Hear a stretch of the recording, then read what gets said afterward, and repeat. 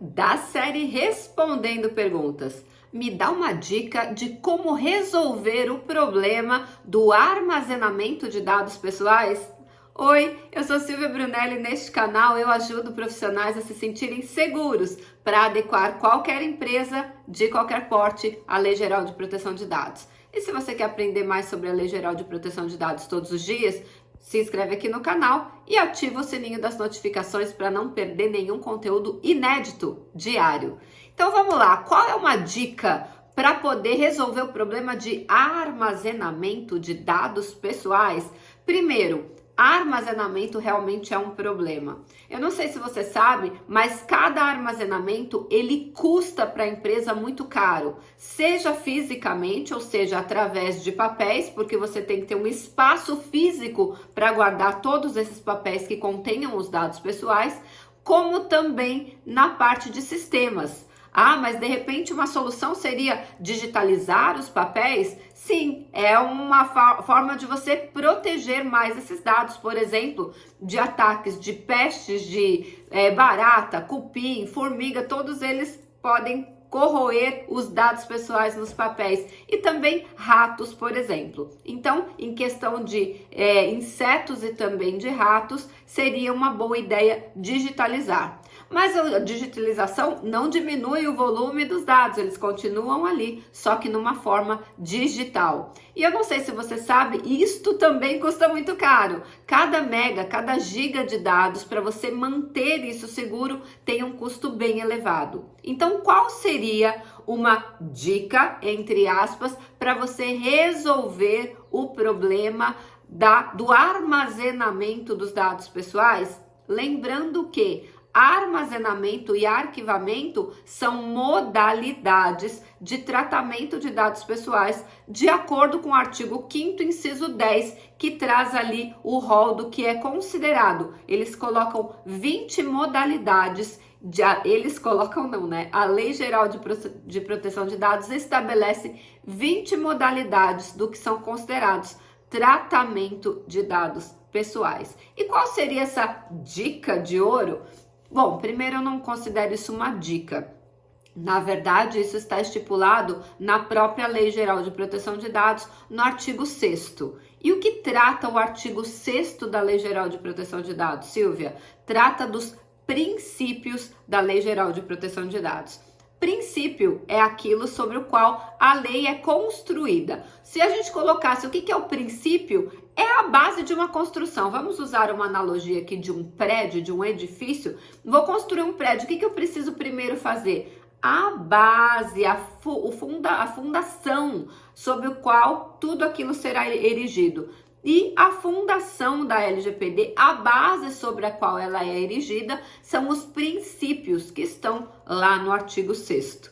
Há quem diga que são 10 princípios porque são 10 incisos, mas eu te falo que são 11, porque olha o que diz o caput, ou seja, a cabeça do artigo 6º. As atividades do tratamento de dados pessoais deverão observar a boa-fé e os seguintes princípios, ou seja, a boa-fé também é um princípio sobre o qual a LGPD é construída. Então, é a boa-fé mais 10 princípios. Então, a gente pode colocar aqui que são 11 princípios que a LGPD segue. E dentre eles, nós temos o que responde à pergunta desse colega, que é o inciso número 3, que é o princípio da necessidade. Olha o que diz o princípio da necessidade. Necessidade, limitação do tratamento ao mínimo necessário para a realização das suas finalidades. Ou seja, eu vou tratar ou eu vou armazenar, na pergunta do colega, a quantidade mínima de dados necessários para as finalidades que eu preciso tratar esse dado dentro daquele controlador.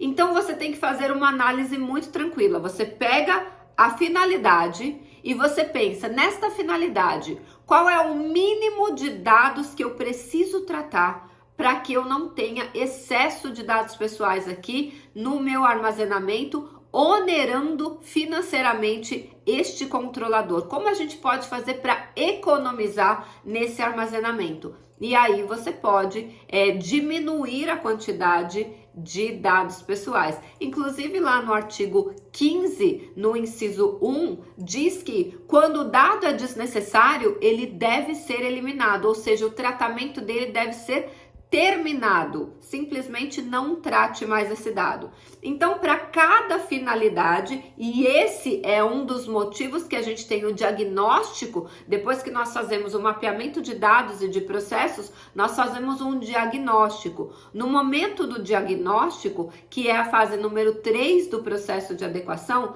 3 de 6, você faz o diagnóstico, inclusive, de quais dados não são necessários para aquela finalidade. Detalhe, um dado pode ser necessário para uma finalidade e desnecessário para outra. E ele estaria duplicado ali naquela empresa. Então, você exclui, você elimina. Eliminação de dados pessoais, tanto em papéis quanto nos sistemas, logicamente, também é um tratamento de dados pessoais, só para você saber.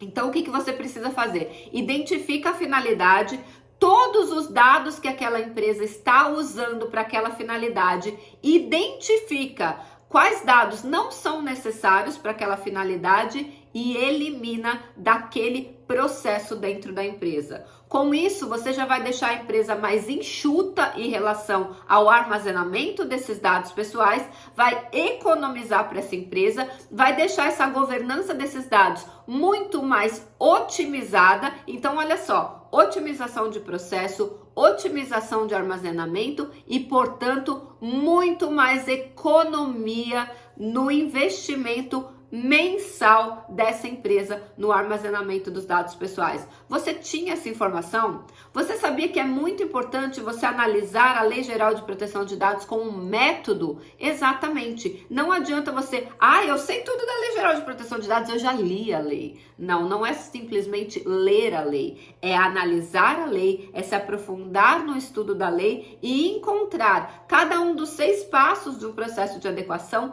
dentro da lei. Você viu? Eu acabei de te dizer aonde está o diagnóstico dentro da Lei Geral de Proteção de Dados. Não é só isso. Claro, dentro do diagnóstico você vai fazer uma maturidade da empresa em relação ao tratamento dos dados pessoais e também um relatório de riscos. Essa é a fase de diagnóstico que ela vem após o mapeamento de dados e de processos. Eu espero que esse conteúdo tenha feito sentido para você, respondido a dúvida do colega e lembrando, todos os dias aqui no canal eu trago um conteúdo inédito, então ativa o sininho das notificações e se esse conteúdo fez sentido para você, antes de ir embora, deixa o seu like e a gente se vê amanhã no próximo vídeo.